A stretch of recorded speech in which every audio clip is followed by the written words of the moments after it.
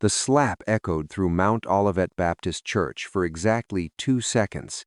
Then silence. Complete silence. Margaret Johnson's hat hit the floor. The white hand still raised. The man smiled. He didn't see Bumpy standing in the doorway yet. September 19th, 1946, 10:23 a.m. Mount Olivet Baptist Church on 120th Street and Lenox Avenue. 347 people inside. Hymn number 127. His eye is on the sparrow. Margaret Johnson sat in the third pew, left side, same seat she'd occupied every Sunday for 11 years. Navy blue dress, white gloves, a hat with a single silk flower pinned to the brim. She sang quietly, hands folded in her lap. The morning light filtering through stained glass casting colors across her face. She didn't see the man enter. No one did at first. He came through the side door, not the main entrance. White, tall, brown suit that didn't fit quite right, too tight in the shoulders, like he'd borrowed it. Muddy boots. He didn't remove his hat.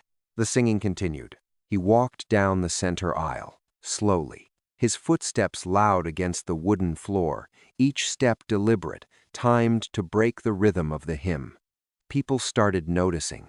Heads turned. The voices faltered, one row at a time, like dominoes falling backward. Reverend Powell stopped mid-verse. The man kept walking. He wasn't looking at the reverend.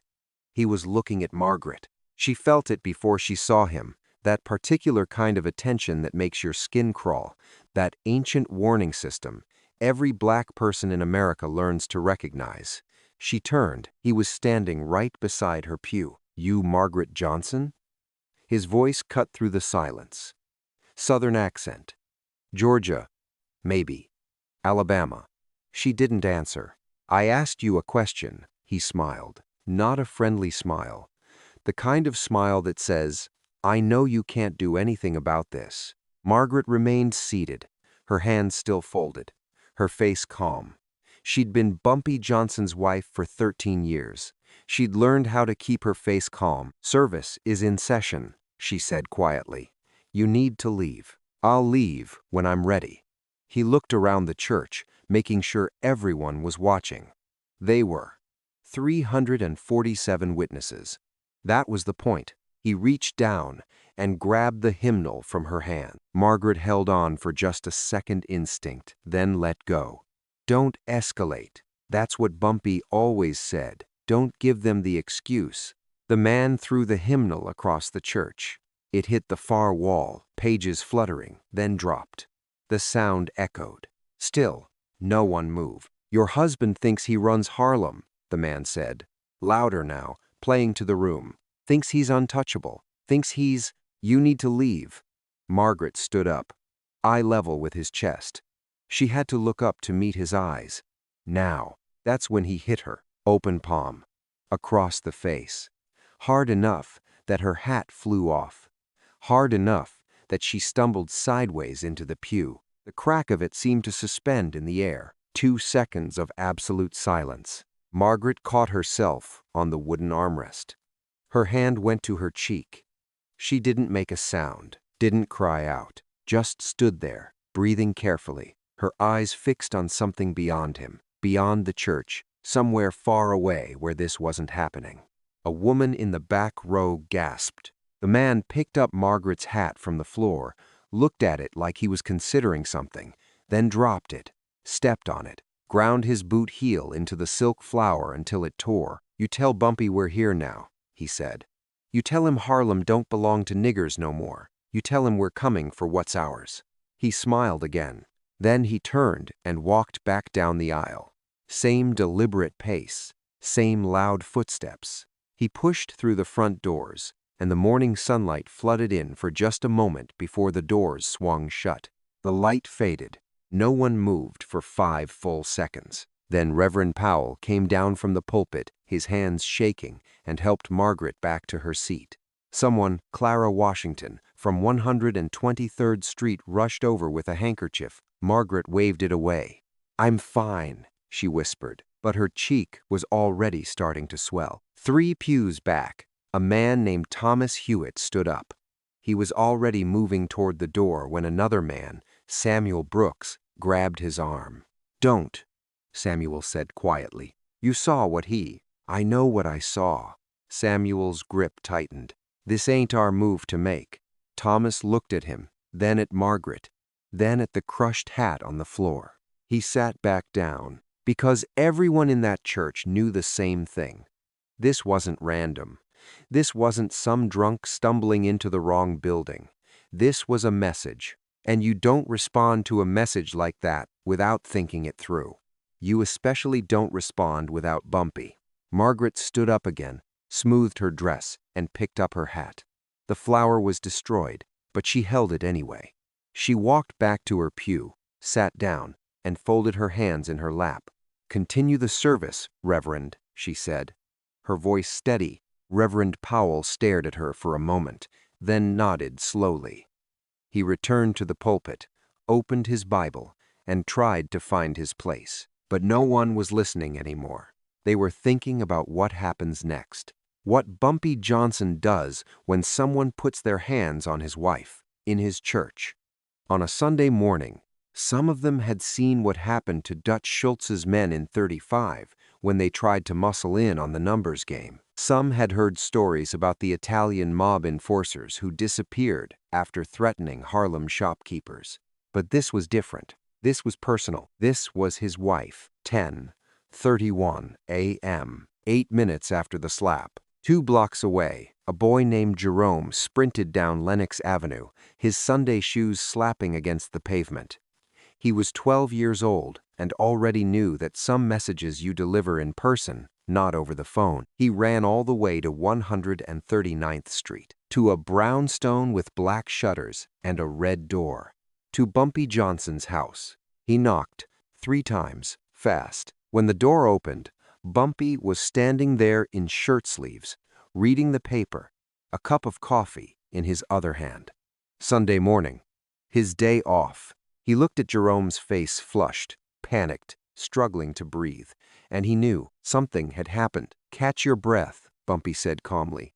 "Then tell me." Jerome bent over, hands on his knees, gasping. When he finally looked up, he saw something in Bumpy's eyes that made him afraid to speak, but he spoke anyway. "Mr. Johnson, it's Miss Margaret. At the church. A white man, he hit her, sir, in front of everybody." The coffee cup stopped halfway to Bumpy's lips. He didn't drop it, didn't throw it, just lowered it slowly and placed it on the hall table. "Say that again." Jerome swallowed. "A white man walked into Mount Olivet and struck Miss Margaret across the face. Said to tell you Harlem don't belong to." He couldn't finish. Bumpy stood perfectly still. 5 seconds passed. Then he stepped back inside, picked up his jacket from the coat rack, and put it on. Buttoned it carefully, adjusted his cuffs. When he turned back to Jerome, his face was completely calm. "Which way did he go?" "I don't know, Mr. Johnson. I came straight here." Bumpy nodded once. "You did right." He walked past Jerome, down the steps, onto the sidewalk. The morning sun was bright. Sunday church bells were ringing from 6 different directions. Families walking to late service, children playing stickball on 140th, a normal Sunday in Harlem. Bumpy started walking toward Mount Olivet. People saw him and stepped aside, because they knew that walk, they knew that calm, and they knew what came after. To understand what happened next, you need to understand who Bumpy Johnson was in 1946. Not the legend, not the myth. The man, Ellsworth Raymond Johnson. 41 years old, born in Charleston, South Carolina, raised in Harlem since he was 10. 5'9", 170 pounds. Scars on his knuckles from 2 decades of street fights. A quiet voice that made you lean in to hear him. He didn't look like power. He was power. By September 1946, Bumpy controlled the numbers racket in Harlem, every policy bank, every runner, every collection point, from 110th Street to 155th, $20,000 a week, moving through his hands. But that's not why people respected him. They respected him because when Dutch Schultz tried to take over the numbers game in 1935, Bumpy stood his ground.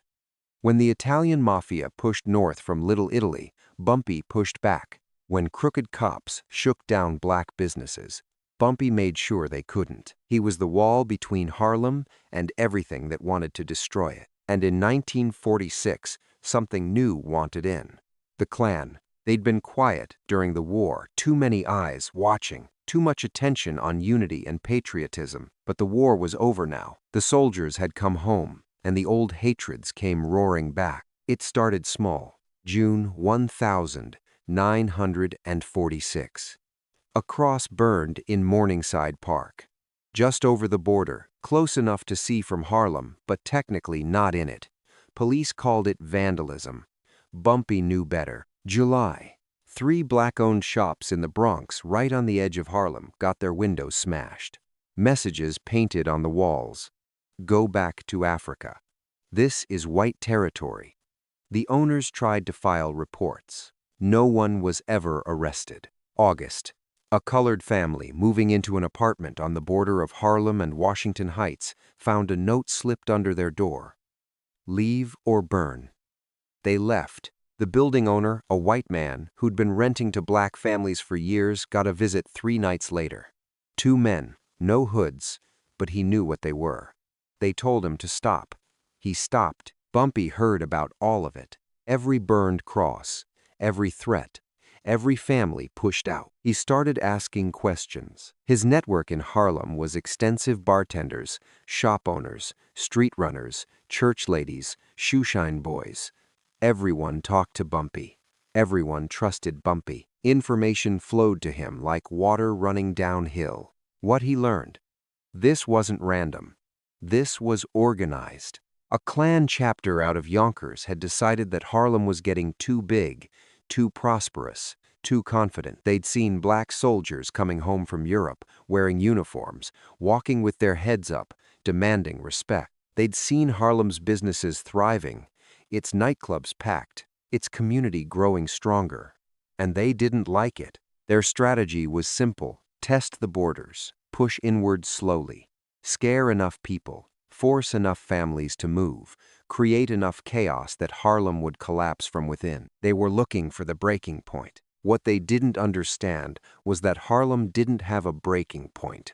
It had Bumpy Johnson. He called a meeting on August 29th, not in a bar or a back room, in the basement of Abyssinian Baptist Church on 138th Street. 27 men showed up. Business owners, numbers, runners, a postal worker, a jazz musician, a taxi driver, 2 preachers, all of them black, all of them tired of being pushed. Bumpy stood at the front of the room, hands in his pockets, speaking just loud enough to be heard. "They think we're scared," he said. "They think if they burn enough crosses, break enough windows, threaten enough families, we'll pack up and leave, that we'll shrink, that Harlem will eat itself from fear." No one spoke. "They're wrong." Bumpy looked around the room, meeting each man's eyes. "Harlem don't shrink. Harlem don't run. And Harlem don't beg for what's already ours." "What do you want us to do?" someone asked. "Watch," Bumpy said. "Listen, report. Anyone sees white men they don't recognize. Anyone hears threats. Anyone gets pressure. I want to know about it every single time. We don't react. We don't panic. We gather information. Then we respond once, decisively. And if they keep pushing?" another man asked. Bumpy was quiet for a moment. "Then we push back so hard they never forget." The meeting lasted 17 minutes. By the time everyone left, Harlem had something it didn't have before: a coordinated defense, eyes everywhere, ears everywhere, a network that moved information faster than the Klan could move threats. But the Klan kept pushing. September 3rd. A black church in the Bronx St. Philip's received a letter. "Close your doors or we'll close them for you." They brought the letter to Bumpy. He made 2 phone calls. The next Sunday, 40 men attended service at St. Philip's. Armed, nothing happened. September 8th. A rumor spread that the Klan was planning a march through Harlem.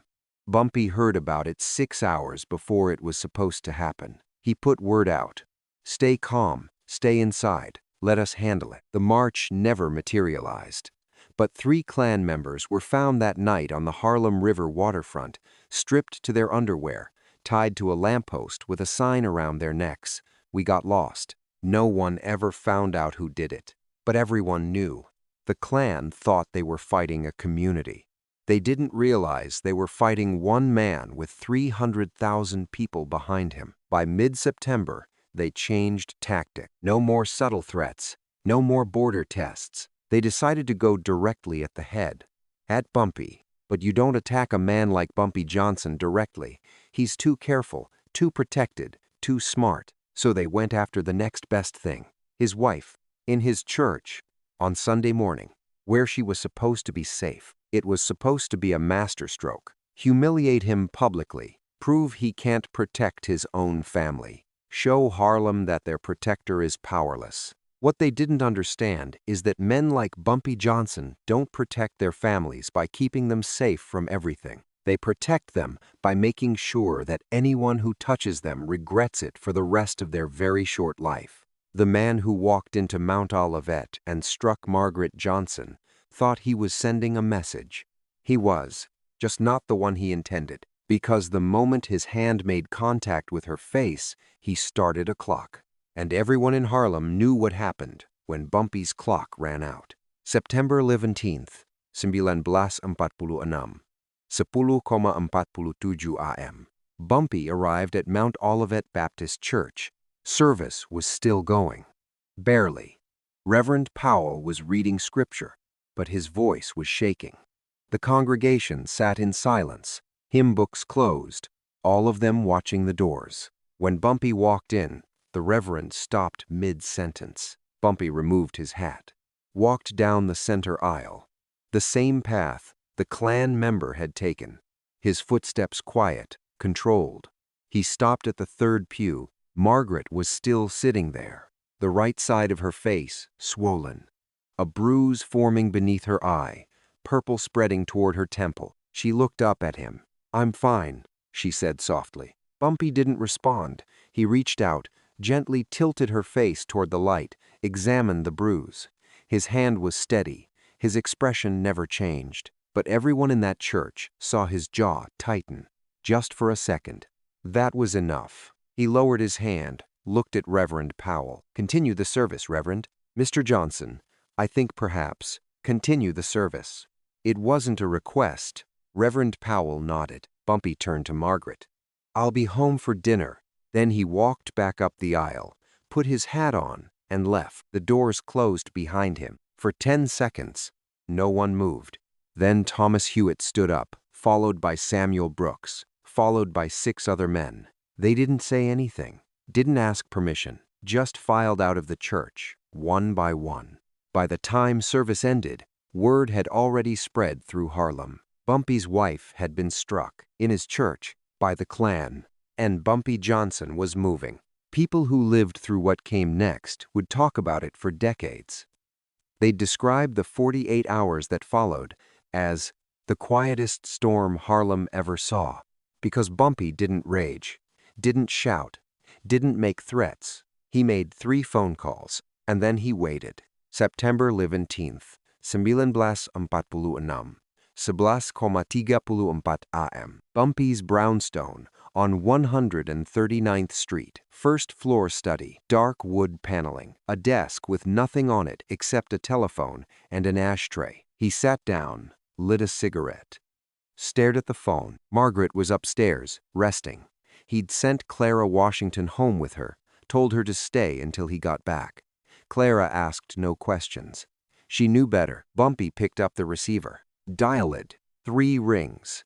Then a voice. "Yeah, it's me," Bumpy said. "I need information." White man, tall, brown suit, southern accent. Walked into Mount Olivet this morning. Find out who he is, where he's staying, who sent him. How fast? By tonight. Done. The line went dead. First call. 23 seconds. Bumpy hung up, waited exactly 2 minutes, then dialed again. This time, it rang 7 times before someone answered. Smitty's. Background noise, laughter, music. A bar in the Bronx that opened early on Sundays. Put Wendelon. Silence. shuffling. Then a different voice, deeper. Bumpy, I need you to close the bridge. Pause. Which one? All of them. Nothing white and unfamiliar gets into Harlem for the next 48 hours without us knowing about it. I want names, faces, license plates. Anyone asks why, you tell them there's a toll today. What kind of toll? The breathing kind. Another pause. Longer this time. You going to war, Bumpy? No, Bumpy said quietly. I'm ending one. He hung up. Second call. 41 seconds. The third call he let sit for a moment. He smoked his cigarette down to the filter, crushed it out, and stared at the phone like it was a weapon he hadn't decided to use yet. Then he dialed. It rang once. Yes, a woman's voice, older, calm. It's Ellsworth. I heard already, she said. Is Margaret all right? She will be. And you? Bumpy leaned back in his chair. I need you to make sure no one does anything stupid for the next 2 days. No retaliation, no revenge, no hotheads running off to start something we can't control. That's a hard ask. People are angry. I know. That's why I'm asking you. Silence on the line. Then, what are you planning? Something that ends this permanently. Ellsworth, trust me, Stephanie. Another pause. He could hear her breathing, thinking. 48 hours, she finally said. After that, I can't promise anything. That's all I need. Third call. 1 minute, 6 seconds. Bumpy hung up and sat in the silence of his study. 3 calls.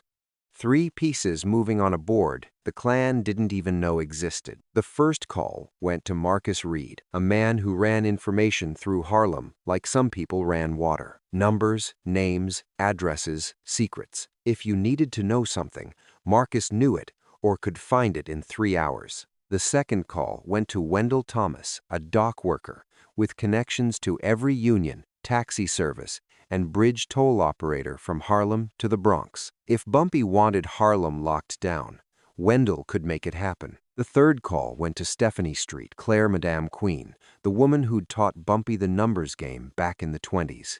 She'd semi-retired by 46, but she still had respect, still had influence.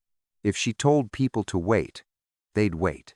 Now Bumpy did something the Klan never expected. He did nothing. He went upstairs, checked on Margaret, told her everything would be handled, then changed his clothes and went for a walk. Down 139th Street, over to Lenox Avenue, into the pharmacy on 135th where he bought a newspaper and a pack of cigarettes. Stopped at Jim's barber shop for a shave. Had lunch at Wells' restaurant, fried chicken, collard greens, cornbread. He smiled at people, shook hands, asked about families, like it was a normal Sunday. But everyone who saw him noticed the same thing. He wasn't worried, wasn't angry, wasn't rushing around making threats or gathering men. That scared people more than rage would have. Because when Bumpy Johnson was calm, something terrible was about to happen. September 15th, 6:17 p.m.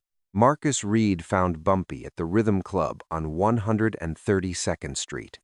He slid into the booth across from him, dropped a folded piece of paper on the table. His name's Clayton Dwyer, 34 years old, from Macon, Georgia. Staying at a boarding house in Yonkers with 5 other Klan members. They've been in New York 3 weeks, planning operations. Dwyer volunteered for the church job. Said he wanted to be the one to put the nigger king in his place. Bumpy unfolded the paper. An address, a photograph grainy, but clear enough. Clayton Dwyer in a white hood and robe, standing next to a burning cross. Where'd you get the photo? His landlady. Apparently he's not subtle. Leaves his robes hanging in the closet. Bumpy studied the picture, committed the face to memory.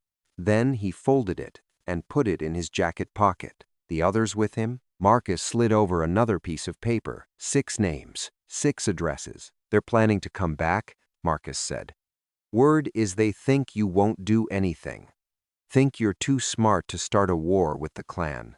They're calling this morning a victory. Bumpy was quiet for a moment. Where's Dwyer now? Still in Yonkers. Celebrating at a bar called The Patriot on South Broadway. Been there since 3 this afternoon, getting drunk, telling the story to anyone who'll listen. He mentioned coming back to Harlem? Next Sunday. Same church. Says this time he's bringing friends. Bumpy nodded slowly. Thank you, Marcus. Marcus stood up, then hesitated. Bumpy, whatever you're planning, I'm not planning anything. That's what worries me. He left. Bumpy sat alone in the booth, smoking, watching the crowd. A jazz trio played in the corner. People danced, laughed. It was Sunday evening in Harlem, and life went on. But underneath the music, underneath the laughter, something was building. Everyone could feel it. September 16th, Monday. 2:43 p.m. Wendell called. It's done. We've got eyes on every bridge, every tunnel, every road in and out. Had 11 white men try to come through today, 6 insurance salesmen, 3 city inspectors, 2 cops. Checked them all. None connected to the Klan. Anyone asks questions. A reporter from the Times wanted to know why there's increased security presence on the bridges. Told him, we got a tip about smugglers. Good. Bumpy, how long you want this kept up? Through next Sunday. Wendell whistled low. That's 6 days. People are gonna notice. Let them. He hung up. By Monday evening, the Klan knew something was wrong. Clayton Dwyer tried to drive into Harlem around 8 p.m., 3 men with him. They got stopped at the 145th Street Bridge by 2 taxi drivers and a postal worker, black men, all of them, standing in the road like they owned it. Bridge is closed, one of them said. Since when? Dwyer asked. Since today. Turn around. You can't close a public bridge. The man smiled. Not friendly. We just did. Dwyer tried to argue, tried to push through, but more men appeared. 6, then 8, then 12, all of them calm, all of them standing in a line across the bridge entrance. No weapons visible, no threats made, just bodies and presence. Dwyer turned around. That night, he made a call to his Klan chapter. Told them Harlem was locked down. Told them something was happening. Told them maybe they should lay low for a while. The man on the other end of the line laughed. They're scared, he said. That's all this is. Fear. Let them build their little walls. Next Sunday, we'll tear them down. September 17th, Tuesday, morning. Margaret came downstairs for the first time since Sunday. The swelling had gone down, but the bruise was darker now, deep purple, spreading across her cheekbone like spilled ink. Bumpy was in the kitchen, making coffee. She sat down at the table, watched him pour 2 cups. You've been quiet, she said. I'm always quiet. Not like this. She accepted the coffee, wrapped both hands around the cup. What are you doing, Ellsworth? He sat down across from her, looked at her face, at the bruise, at the woman who'd stood by him through 13 years of street wars and prison time and constant danger. Making sure it never happens again, he said. By doing what? By teaching them that Harlem isn't afraid anymore. Margaret sipped her coffee. You know they'll come back. I know. You know they'll bring more men. I'm counting on it. She set down her cup, reached across the table, and took his hand. Be careful. Bumpy squeezed her hand once. I'm always careful, but they both knew that wasn't true. Careful was avoiding conflict. Careful was de-escalating. Careful was finding diplomatic solutions. What Bumpy was planning wasn't careful. It was final. September 18th, Wednesday. Nothing happened. September 19th, Thursday. Still nothing. The Klan members in Yonkers started getting comfortable again. Started thinking maybe Harlem's response was all show. Started planning their return. Clayton Dwyer told his friends he was going back to Mount Olivet on Sunday. This time with backup. This time they wouldn't just slap one woman, they'd clear the whole church out. Make a statement. Show that Harlem belonged to white men again. They made plans. They bought supplies. They didn't know that every word they said was being reported back to Bumpy within the hour. Didn't know that Marcus Reed had 3 people inside that boarding house in Yonkers, a maid, a cook, and a maintenance man, All of them black. All of them loyal to Harlem. Didn't know they were walking into a trap. September 21st, Saturday evening. 7:55 p.m. Bumpy stood on the corner of 125th and Lenox with Thomas Hewitt and Samuel Brooks. "Tomorrow morning," Bumpy said quietly. "They're coming back. 6 men total, Dwyer and 5 others. They'll arrive around 9:30. Try to walk in before service starts." "You want us to stop them at the door?" Thomas asked. "No." Bumpy looked toward Mount Olivet, 3 blocks north. "I want every man we trust outside that church tomorrow. Not inside, outside, on the steps, on the sidewalk, filling the street. I want them to see what they're walking into." "How many men?" "All of them." Samuel blinked. "All of them?" "Everyone who can stand," Bumpy said. "I want Clayton Dwyer to walk up those church steps and understand that he's not in Georgia anymore, that Harlem doesn't hide, doesn't run, doesn't beg." "And if they don't turn around?" Thomas asked. Bumpy was quiet for a long moment. Then he smiled, just slightly. "Then we teach them why they should have." September 22, 1946, 8:47 a.m. Mount Olivet Baptist Church on 120th Street and Lenox Avenue looked different that morning. The building was the same red brick, same white steeple, same stained glass windows catching the early light. But the street wasn't. Men lined both sides of 120th Street from Lenox to 5th Avenue. 50 of them at first, then 70, then more. They didn't arrive together, didn't march in formation. They just appeared walking from different directions, wearing Sunday suits, hands in pockets, faces calm. They took positions along the sidewalk, on the church steps, across the street. No one said much. They didn't need to.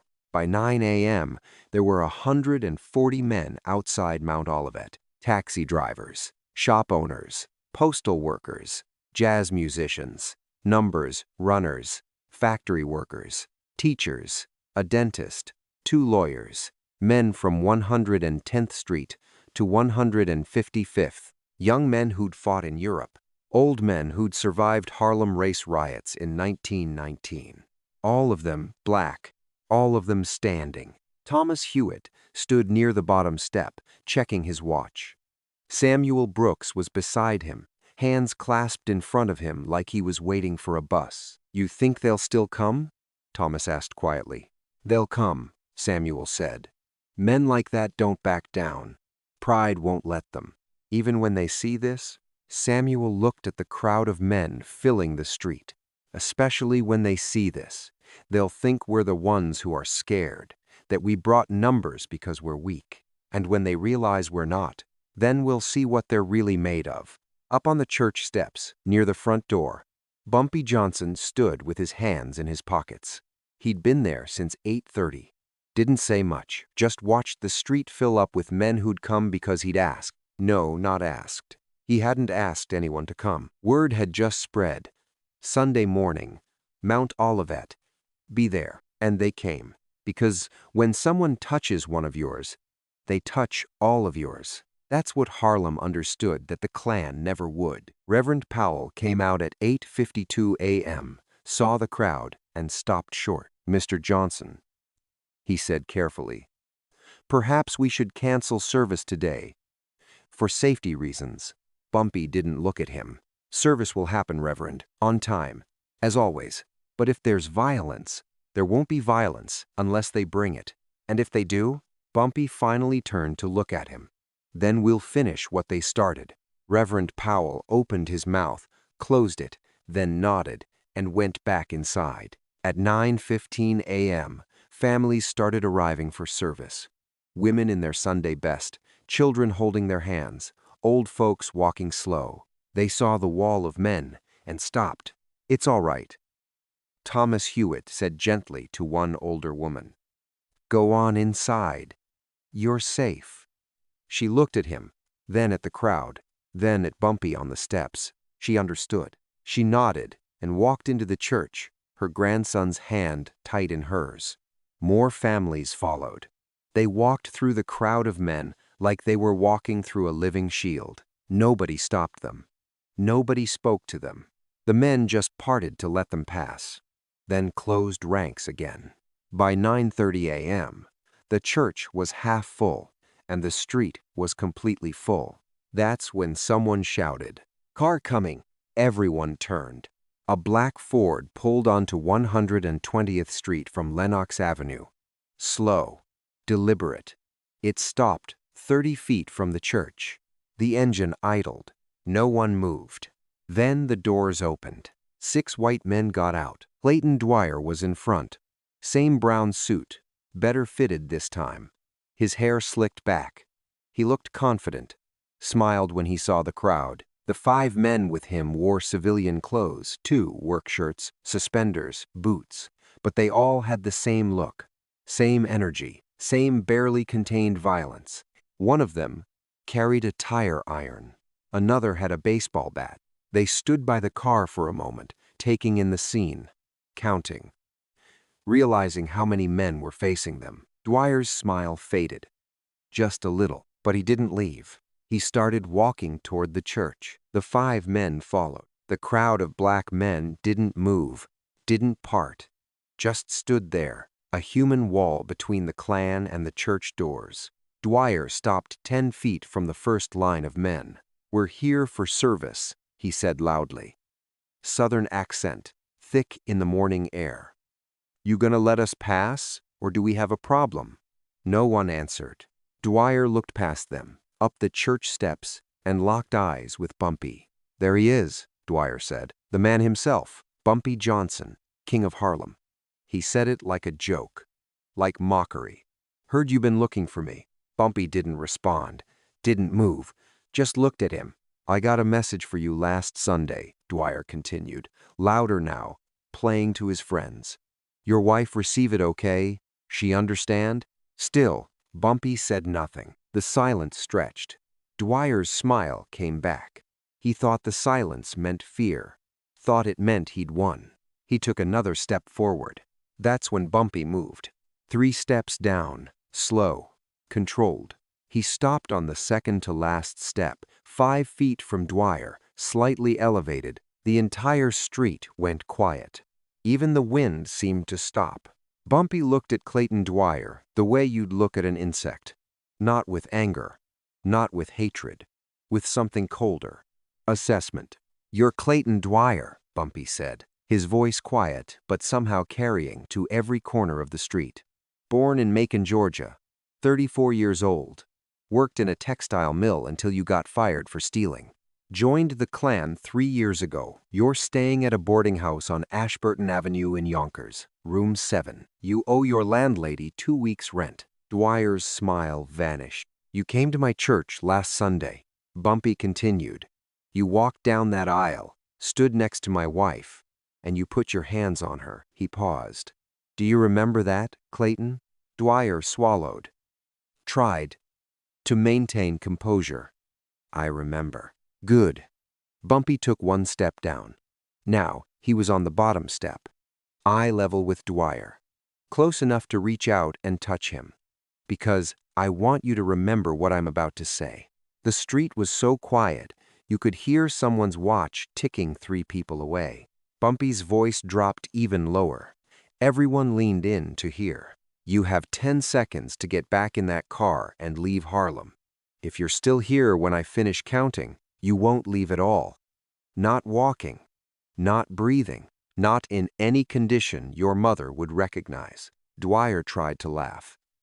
It came out strangled. "You threatening me? You see how many of us there are?"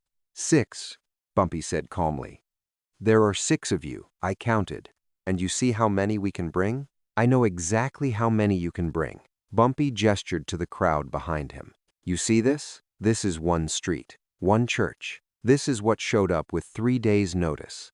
You want to see what Harlem looks like when we have a week? When we're ready for you?" Dwyer looked at the crowd, really looked, saw the faces, saw the absolute stillness, saw men who weren't posturing or performing, men who were waiting for permission. "This is a public street," one of Dwyer's friends said, trying to sound tough. "You can't." "Yes, I can," Bumpy said, still looking at Dwyer. I can and I am. Harlem isn't yours. It never was. It never will be.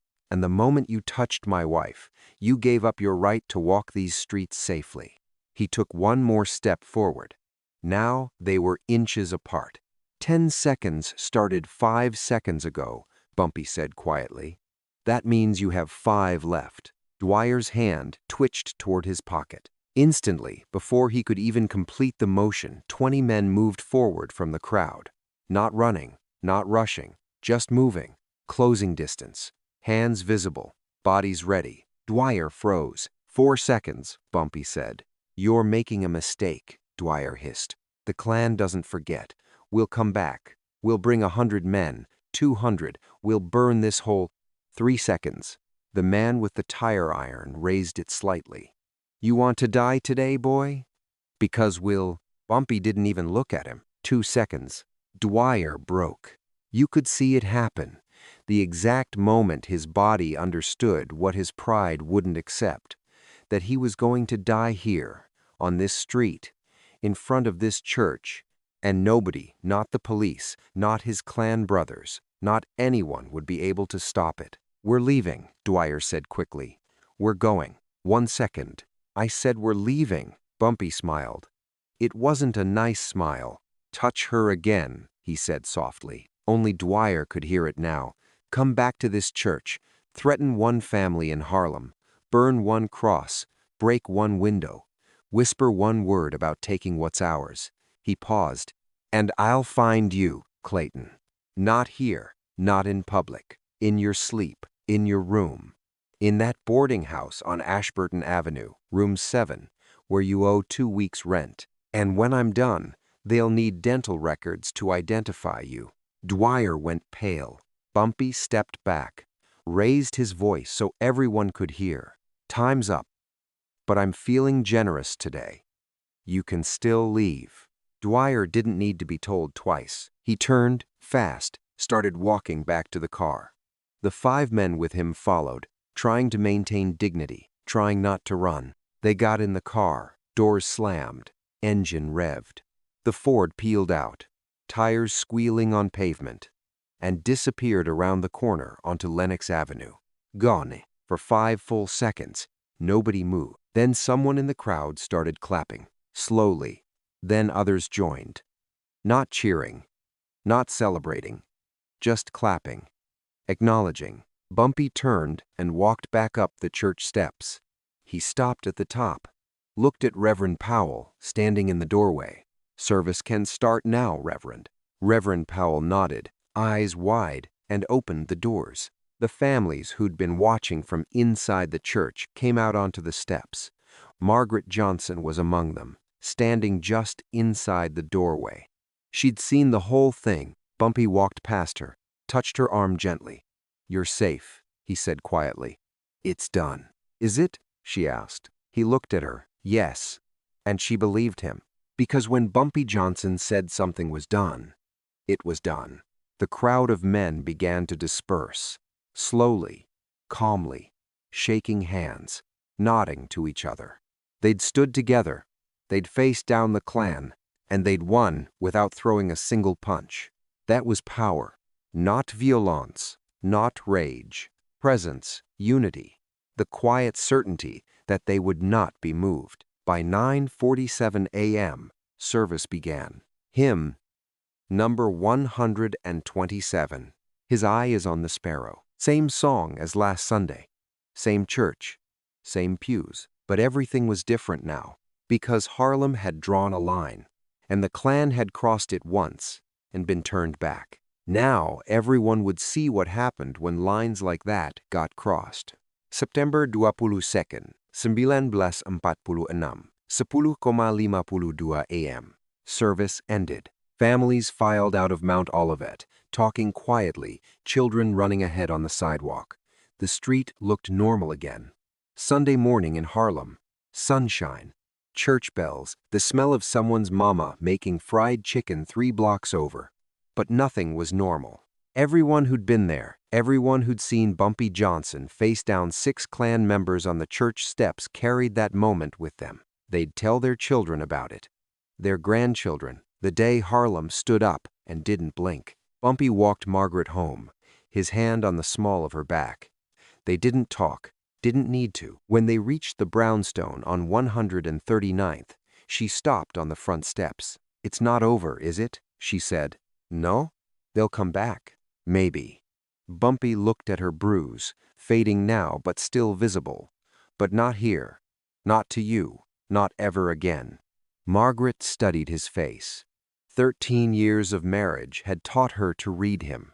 The calm exterior, the controlled voice, and underneath it all, the absolute certainty that he would burn the world down before he let anyone hurt her again. "What are you going to do?" she asked. "What needs to be done?" She touched his face. "Don't become what they are." "I won't," he said quietly.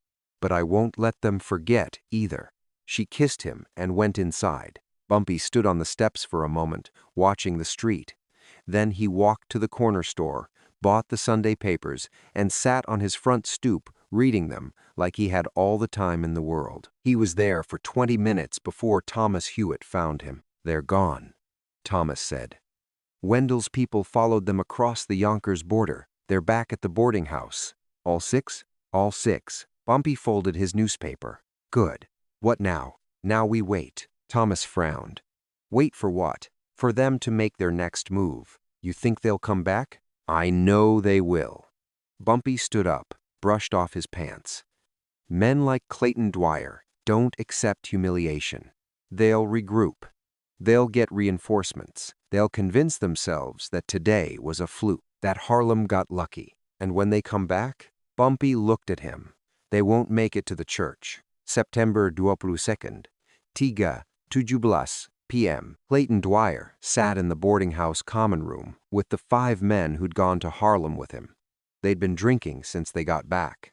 Whiskey, cheap stuff that burned going down. "We should have stood our ground," one of them said, red-faced, angry.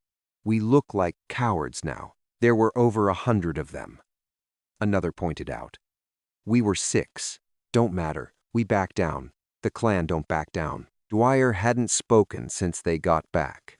He sat in the corner, staring at his glass, replaying the moment on the church steps. The way Bumpy Johnson had looked at him.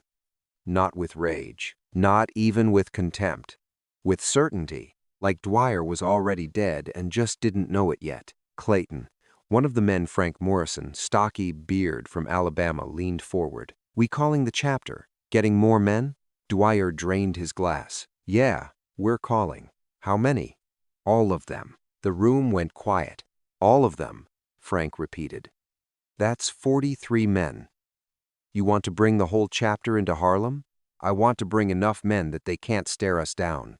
Enough that their numbers don't mean shit. Enough that we walk into that church, clear it out, and show every nigger in New York that we own these streets." "When?" "Next Sunday, same time. But this time, we don't go in gentle. This time, we go in ready." One of the younger men, Billy, 22, eager, grinned. "Now you're talking." Frank wasn't smiling. "You know what you're starting? You bring 40 men into Harlem looking for a fight. You'll get one. People will die." "Good," Dwyer said. "Let them. Let every black bastard in that neighborhood understand what happens when they disrespect white men." "What about Bumpy Johnson?" Dwyer's jaw tightened. "Especially him." He stood up, walked to the phone on the wall, and dialed. 3 rings. Then a voice, Cyclops speaking. "It's Dwyer. We have a problem in Harlem." "What kind of problem?" "The kind that needs 40 men to solve." Silence on the line. Then, "Tell me everything." Dwyer did. Told him about the church, about Margaret Johnson, about this morning's confrontation, about Bumpy's threat. When he finished, the Cyclops, the local Klan leader, was quiet for a long moment. "You're sure about this?" he finally said. "You're sure you want to escalate?" "I'm sure, because once we move, there's no going back. We'll be at war with Harlem." "We're already at war," Dwyer said. "They just don't know it yet." Another pause. "Next Sunday, 6 a.m., we meet at the usual spot. Bring everyone. Full robes. We're not hiding this time." "Full robes?" Dwyer hesitated. "In daylight?" They want to see who we are? We'll show them. We'll march through Harlem in formation. Let them see 40 white men united. Let them see what real power looks like." Dwyer smiled. "Yes, sir, and Dwyer, don't fail me again." The line went dead. Dwyer hung up, turned to the men in the room. "Next Sunday," he said, "we end this." They raised their glasses. None of them noticed the black woman in the hallway, the maid, the one Marcus Reed had paid to listen. She waited until they started drinking again, then slipped out the back door and ran. September 22, 5:41 p.m. Marcus found Bumpy at the Rhythm Club, same booth as before. "They're bringing 40 men," Marcus said, sliding into the seat. "Next Sunday, 6 a.m., full Klan regalia. They're planning to march through Harlem to Mount Olivet." Bumpy didn't look surprised. "Where are they meeting?" "Van Cortlandt Park, North End. They'll assemble there, then drive in convoy. 40 men, 43, counting Dwyer." Bumpy was quiet for a moment, thinking. "That's not a raid," he finally said. "That's an invasion. What do you want to do? How many men can we have ready by next Sunday?" Marcus didn't hesitate. 300, maybe 4 if we reach out to Brooklyn and the Bronx. "Do it. But keep it quiet. No public announcements. No newspaper tips. I want them to think they're catching us off guard." "You're going to let them come?" "I'm going to let them try." Marcus leaned back. "You know this could turn into a bloodbath. Only if they're stupid enough to get out of their cars. And if they are," Bumpy looked at him, "then Harlem will remind them why they should have stayed in Georgia." September 25th, Wednesday, 8:23 p.m. Stephanie Street Claire's apartment on 140th Street. Elegant. Art on the walls. Jazz playing softly on the radio. Bumpy sat in her living room, drinking tea she'd made. She sat across from him, watching him with the same calculating eyes that had once ruled Harlem's numbers racket. "You're planning something," she said. "I'm planning to protect Harlem by going to war with the Klan, by showing them that Harlem isn't afraid." Stephanie set down her teacup. "Ellsworth, I taught you the numbers game. I taught you how to think strategically. But this," she gestured vaguely, "this is different. This isn't about money or territory. This is ideology. Hate. You can't beat hate with violence." "I'm not trying to beat hate," Bumpy said quietly. "I'm trying to contain it, to make sure it doesn't spread, to show every racist who thinks they can come into Harlem and terrorize our people that there are consequences. And what happens after, when the Klan retaliates, when they come back with 100 men, 200? They won't. How can you be so sure?" Bumpy leaned forward. "Because 43 men are about to drive into Harlem expecting to find a scared community. Instead, they're going to find a neighborhood that refuses to be intimidated. They're going to see what unity looks like, what strength looks like. And when they leave, if they leave, they're going to carry that image back to every Klan chapter in the state." Stephanie studied him. "You're gambling with lives, Ellsworth." "I'm protecting them." He stood up. "You asked me to give you 48 hours to keep people calm. I did. But Sunday morning, I need you to trust me." "To do what?" "To end this before it becomes something worse." She was quiet for a long moment. Then she nodded. "Sunday morning," she said. "But if this goes wrong, it won't." He left. Stephanie sat alone in her apartment, listening to the jazz, and hoped he was right.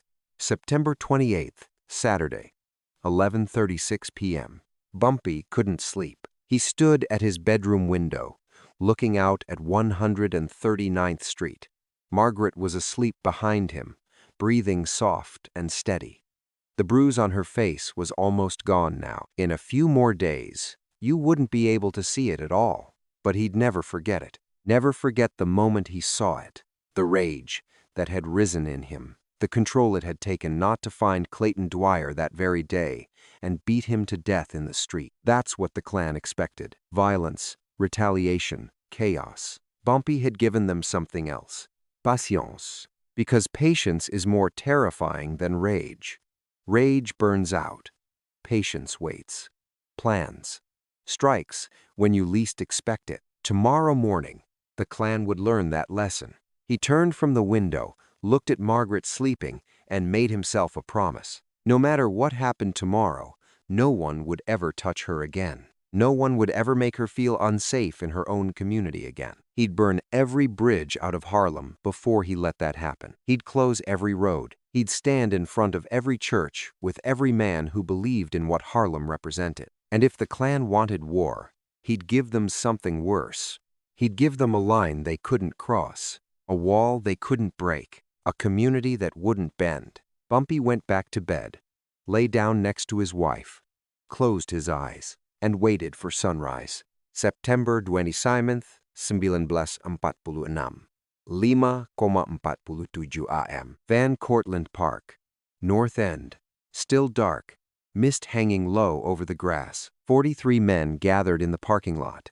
White robes, white hoods, some with torches, others with bats, chains, tire iron. They stood in formation, 3 rows deep, waiting for the signal.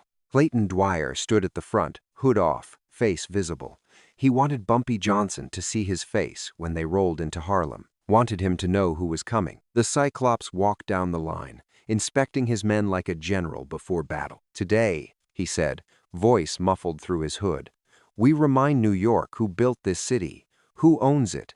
These coloreds think they can push back, think they can threaten white men and get away with it?" He paused.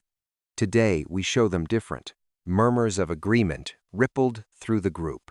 "We drive in convoy. Stay together.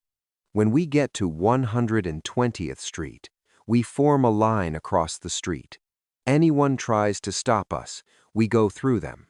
We clear that church. We make sure every nigger in Harlem understands that there are consequences for disrespect." "What about the police?" someone asked.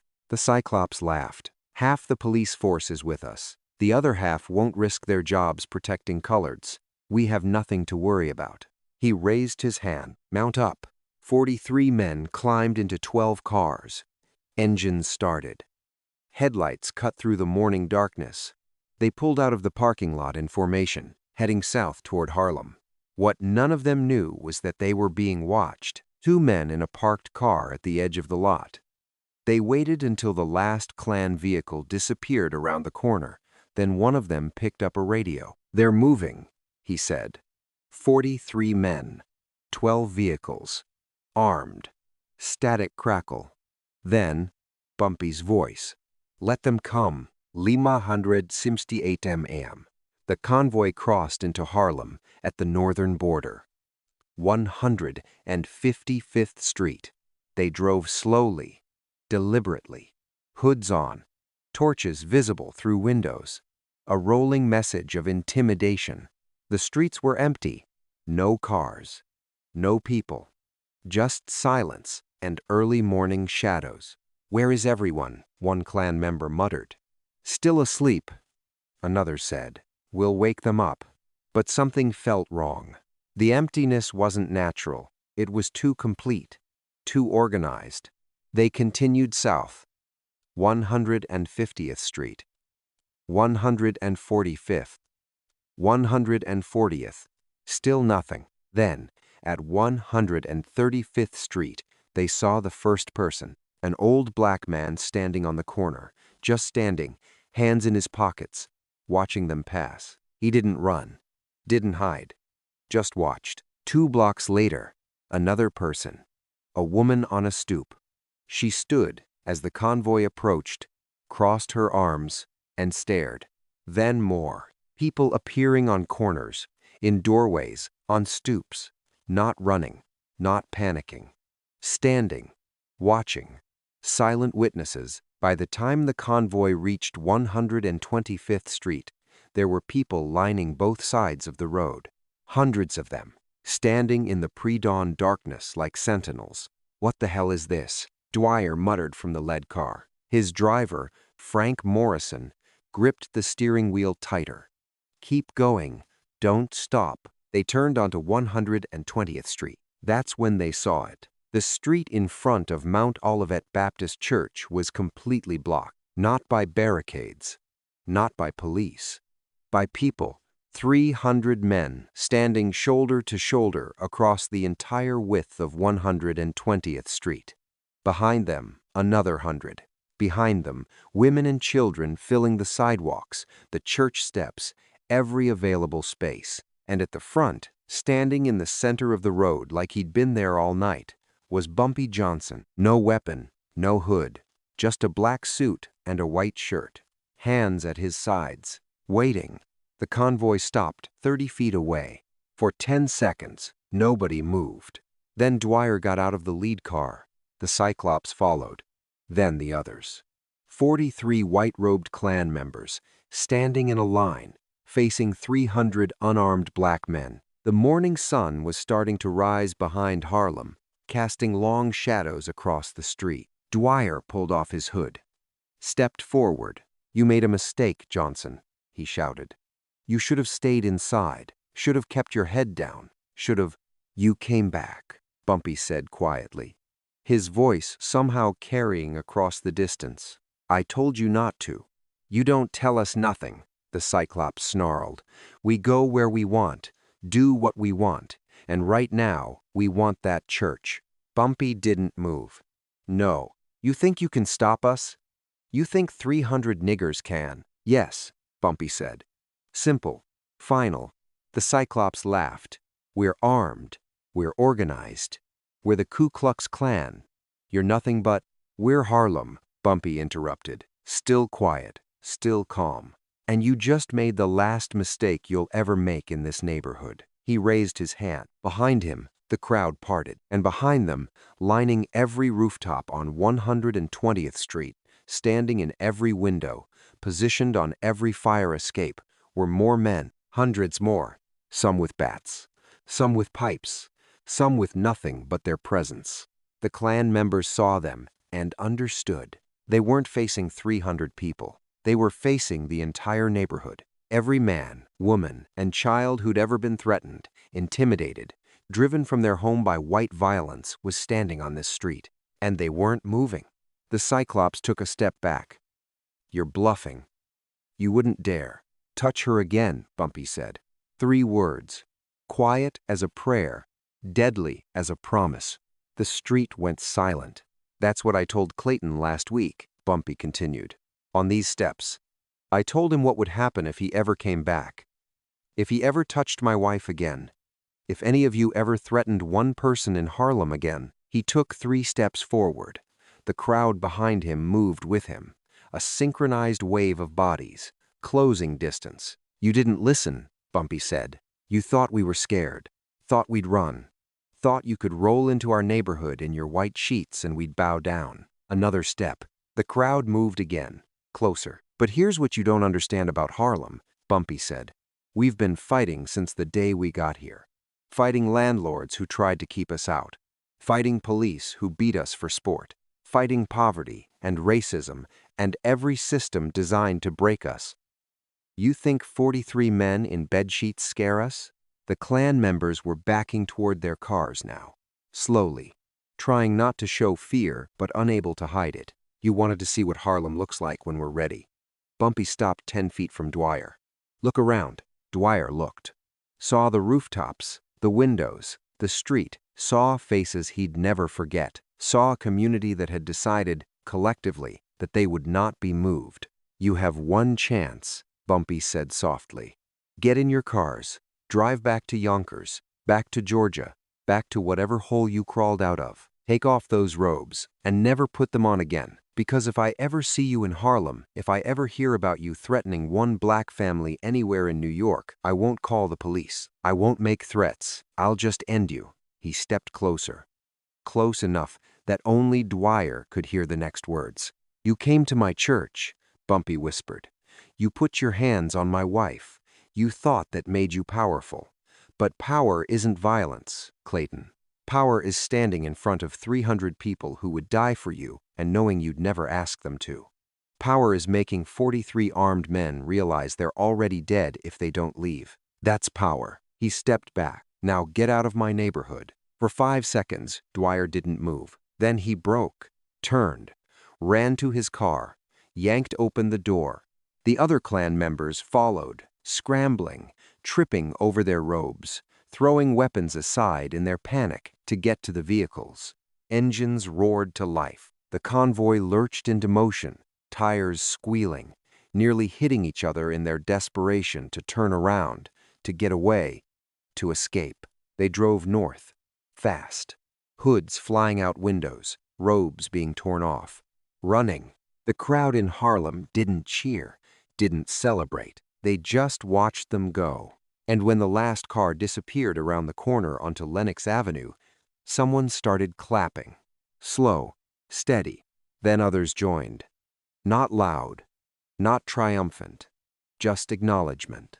They'd stood together, they'd faced down hate, and they'd won. Bumpy turned back to the crowd, looked at the faces of men who'd woken up at 4 a.m. to stand in the cold, women who'd brought their children to witness history, old folks who'd lived through worse and refused to live through it again. "Thank you," he said simply. Thomas Hewitt stepped forward. "We'd do it again, Bumpy. Anytime." "I know." Bumpy looked at Mount Olivet behind them. "Service starts in 3 hours. Let's make sure everyone can attend safely." The crowd began to disperse, slowly, talking quietly, some shaking hands, others embracing. Margaret appeared on the church steps. She'd been inside the whole time, waiting. Bumpy walked up to her. "It's done," he said. She touched his face. "Is it?" "Yes." And this time, she knew he was right. October 1946. January 1947. The Klan tried 3 more times to establish a presence in Harlem. Each time, they were met with the same response: a neighborhood that refused to be intimidated. By February, they stopped trying. The boarding house in Yonkers emptied out. The Klan members went back to wherever they came from. The crosses stopped burning. The threats stopped coming. Clayton Dwyer disappeared entirely. Some said he moved back to Georgia. Others said he left the Klan altogether. Nobody knew for sure. Nobody cared. What mattered was that Harlem had drawn a line, and the Klan had retreated. 6 years later, a young reporter from the Amsterdam News interviewed Margaret Johnson for a piece on Harlem's history. "What do you remember most about that morning?" the reporter asked. "September 29th, 1946. Margaret was quiet for a moment, looking out the window of her brownstone. "The silence," she finally said. 300 people standing in the street, and it was silent. No one shouted. No one threatened. They just stood there, together. And that was more powerful than any weapon. "Were you afraid?" "Terrified," she smiled. "But I was also proud. Proud to be part of a community that wouldn't break, that wouldn't run." "And your husband? What did he say after it was over?" Margaret's smile widened. He said, "Now they know. That's all. Now they know." "Know what?" "That Harlem belongs to the people who live here, who built it, who protect it. And no one, not the Klan, not the mob, not anyone can take that away." July 7th. Bumpy Johnson died of a heart attack at Wells Restaurant on Lenox Avenue. He was 62 years old. Thousands attended his funeral. People lined the streets from the funeral home all the way to Woodlawn Cemetery in the Bronx.